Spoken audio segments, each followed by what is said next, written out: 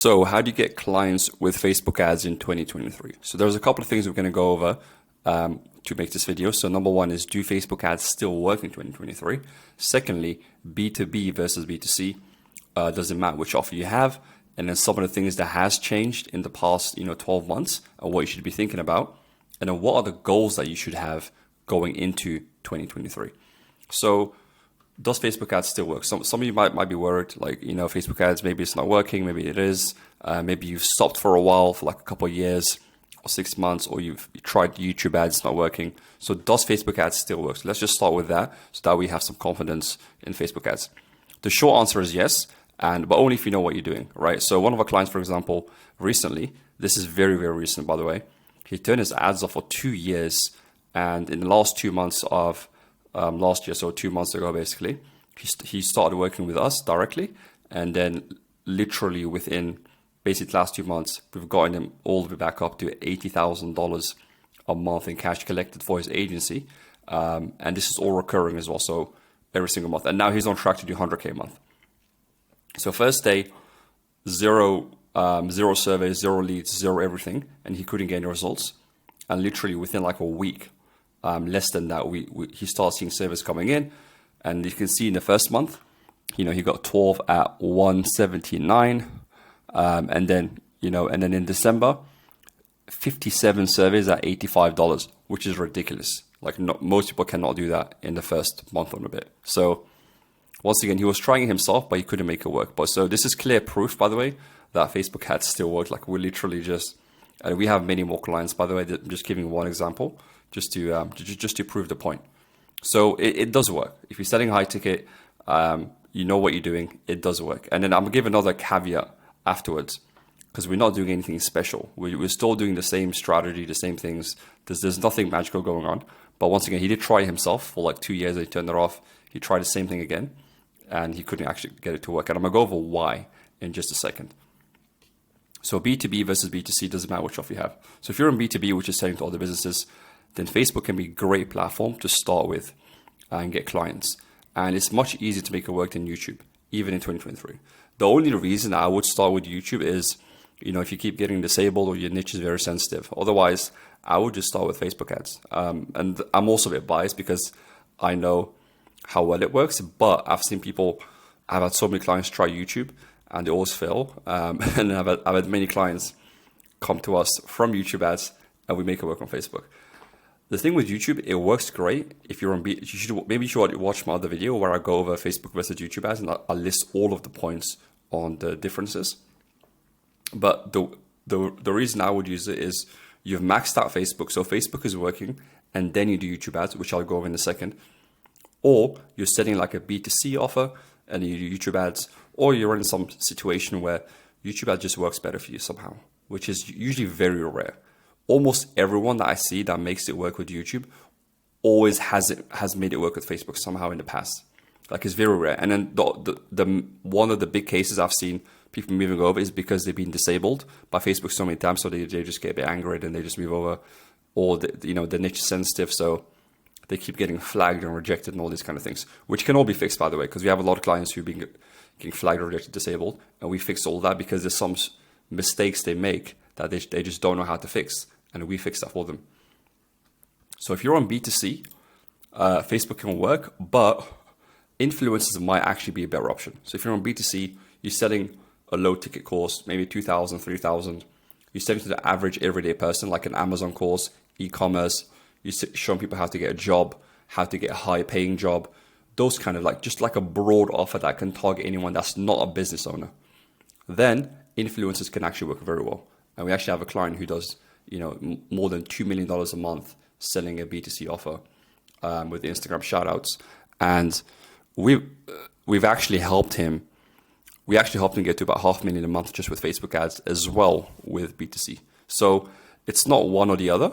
Both can work. But to be completely honest, in 2023, if you have a B2C offer, I would definitely be looking at influencers because that's such a huge play you can make. And once again, clear proof it works. And I would do Instagram shoutouts, and then I would also test out TikTok influencers.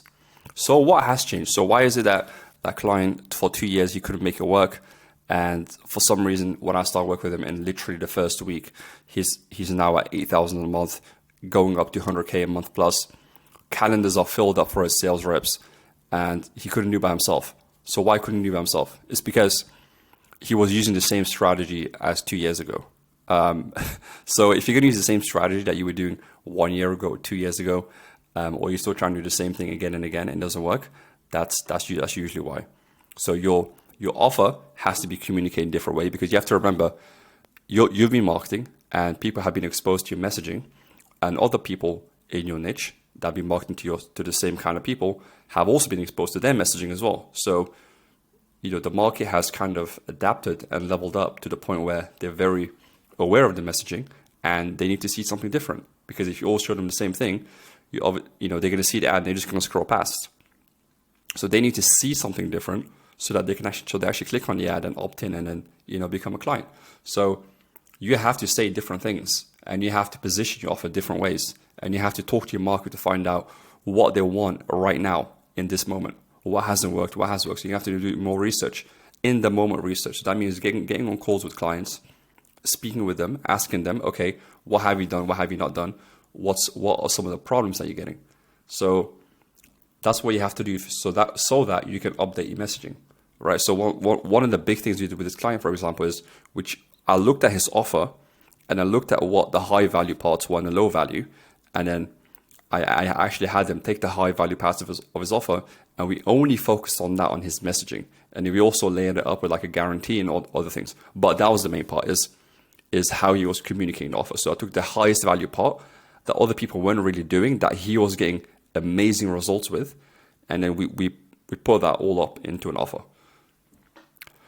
Another thing is organic is much more important on top of the ads. So they actually work together. So what you want to do is you want to start making long form content for your social platform. So especially YouTube. So long form videos where you display expertise, like this video, for example, or just videos where you're in your niche, talking about problems and things that you know about, and you're kind of explaining it in like a half an hour, 40-minute video. Because here's how people will usually find you. They might see an ad. This is just an example, by the way. They might see an ad, you go to your website on day one. Another day, they see your email, check out your website again. Another day, they go to YouTube and actually type in your name or your company name to find out, like, are you real? So they go on your YouTube channel, watch a couple of videos. Then they see your ad again, and then they book in. So you can see it can take a while for people to book in. Lastly, you might hear people talking about, using appointment setters and all these kind of things to work the leads and get a better ROI. But honestly, I've still not needed to do this with any clients. Like you can see with this client, we're getting, how much is it again? $85 per booked call using a completely automated funnel. And I see many people who use setters who get around the same cost per call, and they have like a team of setters who call them and text them and all these other things. And it's a complete waste of time. And usually it's because they just don't know how to make the funnel work. Because if you could make it work and get $50 to $80 calls consistently without setters, then why would you need setters, right? At a point, it does make sense to add in setters, but most people, they just don't know how to make the ads work. And that's why they add in setters, to just do more stuff for no reason. Like I said, we're getting very cheap calls. We could get this cheaper. Once again, look, I could get this way down for him without even using any setters if we really wanted to. But his pipeline is so full right now, like we just don't care, because $80 is already so cheap. We just don't care. If you wanted it lower, we could get it lower, probably to about 50.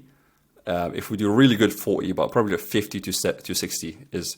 And once again, all these guys with setters, most of them are not even getting this anyway. And if they are, they're getting it down to like $50. And we're doing an automated funnel entirely. So there's no.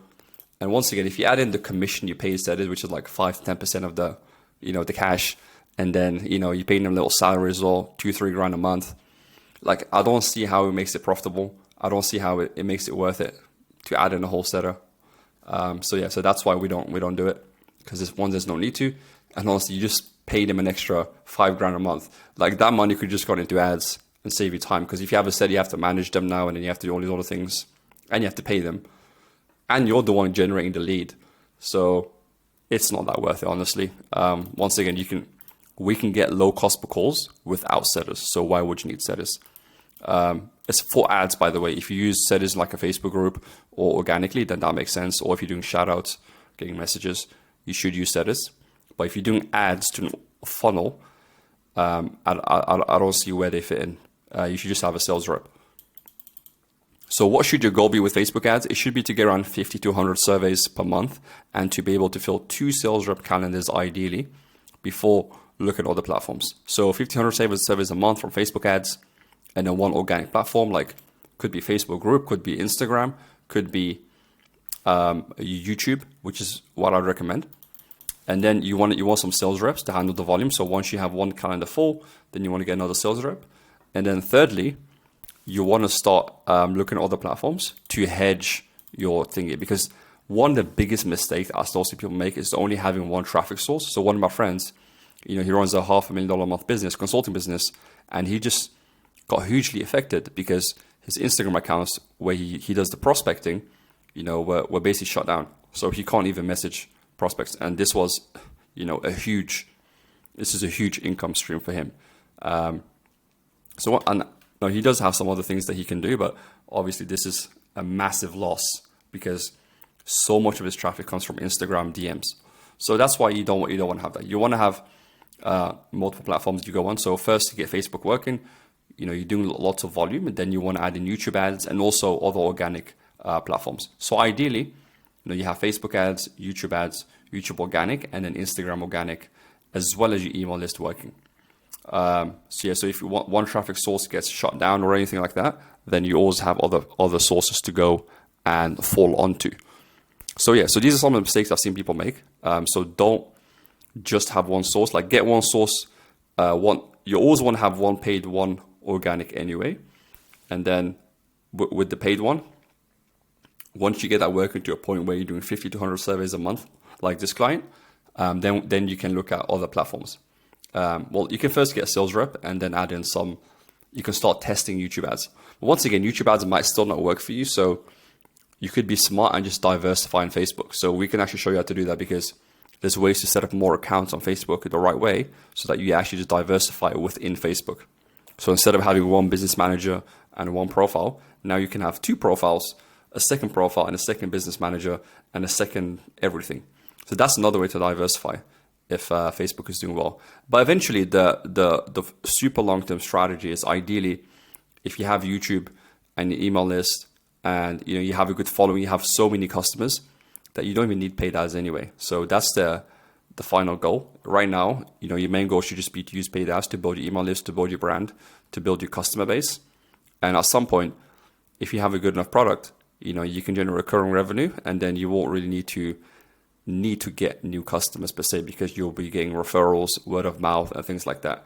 But that's a long-term play. So that's how I would see. Otherwise, you're always going to be paying Facebook for the rest of your life, which is not ideal, right? Because at some point you kind of got to escape that. That's all I have for today. If you have any questions about this, let me know. So keep this in mind. Obviously, Facebook ads still works in 2023, as we've clearly just shown, and we have many, many more other examples. And then I would really look at if you're B2B versus B2C, which strategy you should focus on. And then having more ad platforms, and then also doing some long form content. And then I wouldn't really focus on getting setters to work on the leads that come from your ads, because you just don't need it. And I think it actually reduces your ROI if you get one.